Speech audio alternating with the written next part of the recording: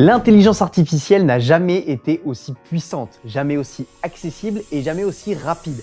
Et pourtant, 98% des applis et des SaaS créés avec l'IA vont échouer.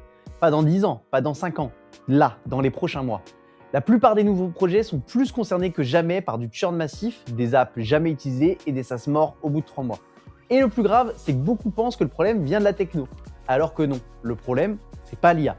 Le problème, c'est ce qu'on en fait. Et dans cette vidéo, on va t'expliquer précisément l'erreur que font les créateurs de SaaS, d'applis et de logiciels en 2026.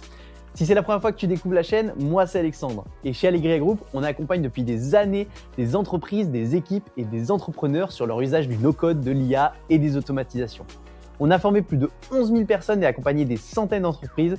Et ce qu'on observe est très clair. La vitesse a explosé, mais la réflexion produit, elle, a disparu de chez beaucoup de builders.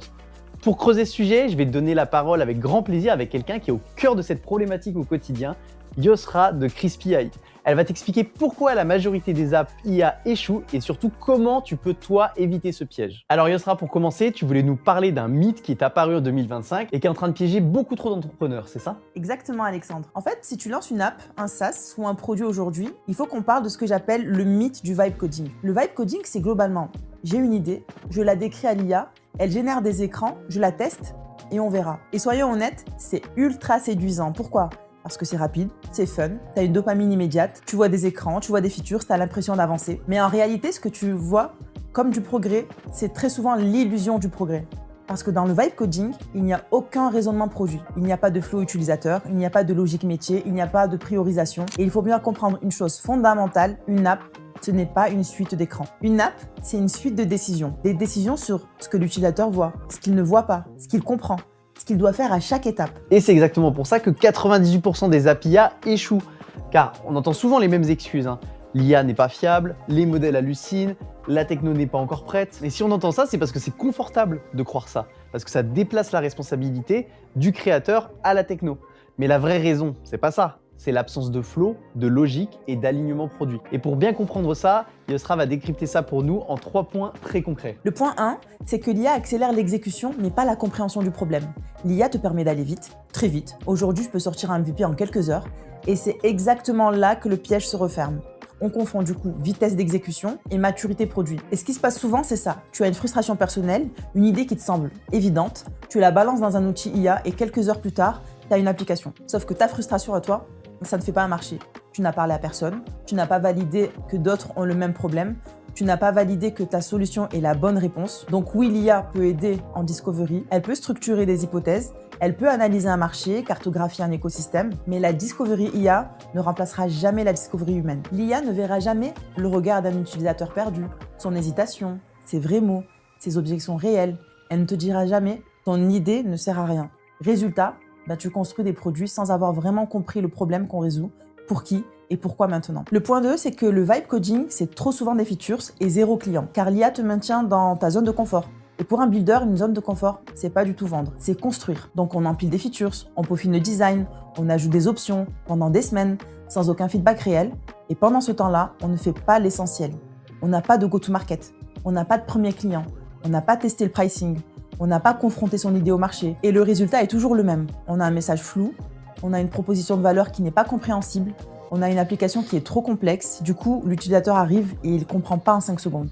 Il part. Et le réflexe, c'est je vais ajouter une feature, alors que le vrai problème, c'est que personne ne comprend ta valeur. Et c'est fondamental. Troisième point, l'IA nous rend paresseux intellectuellement. Avant, écrire une spec produit ou un business plan prenait beaucoup de temps. Et ce temps était précieux parce que la phase d'écriture, c'était aussi une grosse phase de réflexion. Aujourd'hui, l'IA génère un document en 30 secondes. Et on le prend comme acquis. On ne le challenge pas, on ne se l'approprie pas.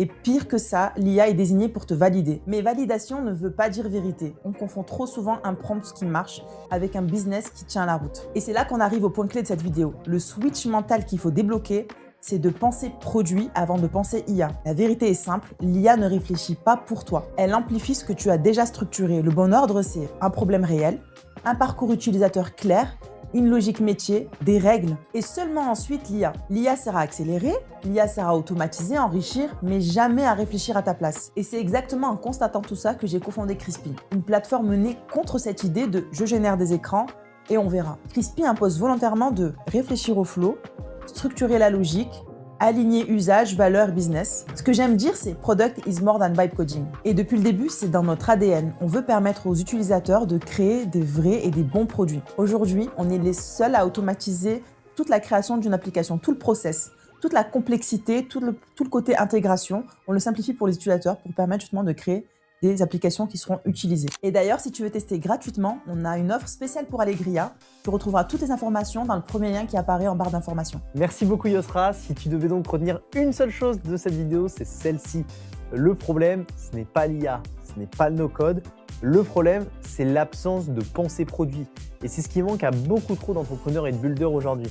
L'IA, elle permet de construire plus vite, mais seules les équipes qui savent quoi construire survivront. Alors si tu veux éviter de faire partie des 98% qui vont se planter, parle à tes utilisateurs, analyse ton marché et utilise l'IA comme un amplificateur et non pas comme une béquille. Pour t'aider à faire ça, fonce découvrir Crispy AI via l'offre spéciale qu'on t'a mis en description. Moi je te dis à très vite pour une nouvelle vidéo. Ciao ciao.